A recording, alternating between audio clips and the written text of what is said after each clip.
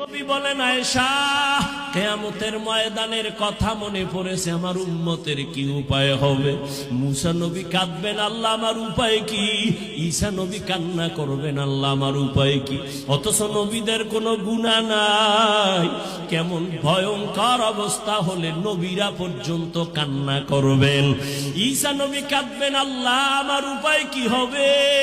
উম্মতেরা যাবে সুপারিশের জন্য, বলবে যাও যাও, আমার দ্বারা সুপারিশ করা সম্ভব না।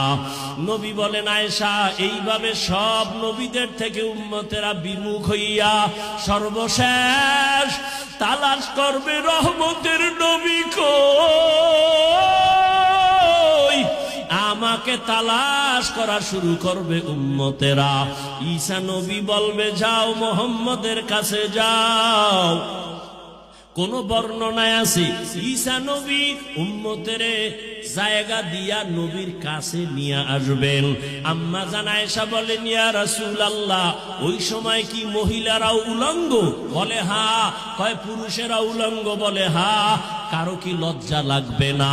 নবী বলেন, আয়েশা, হাসরের মাঠ এমন ভয়ঙ্কর হবে, সূর্যের গরমে বেনামাজি গুনাহগারের মাথার মগজগুলো ফাতের মারের মতো ফুটতে থাকবে।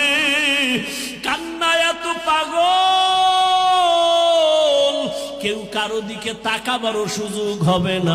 নবী নিজে কান্না করতেছেন, যার কোনো গুনাহ নাই। ও আল্লাহর বান্দারা, তারা যদি কাঁদে, আবু বকর যদি কাঁদে, তোমার আমার তো কোনো আমলই নাই। তোমার আমার গুনাহ গুনাহ গুনাহ। হাতের দিকে তাকায় দেখি গুনার কারণে আমার হাত না পাক। আমার চোখের দিকে খেয়াল করে দেখি এই চোখ দিয়ে কত বেগানার দিকে তাকাইছি।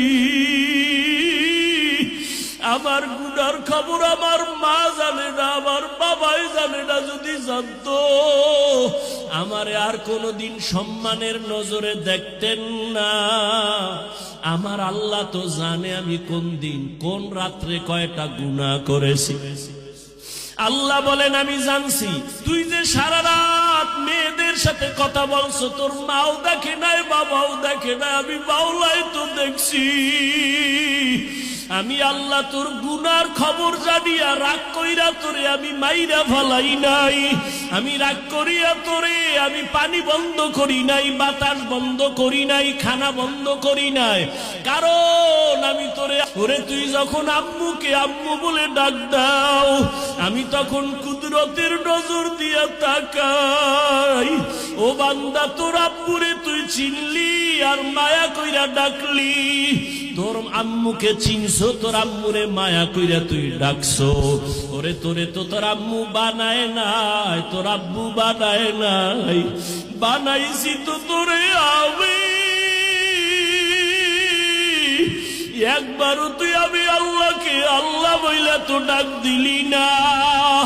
ওরে আমার অন্যায় কি বল? তুই আব্বু কইয়া ডাকো, আম্মু বলে ডাকো, আমি আল্লাহরে কেন একবার ডাক দাও না?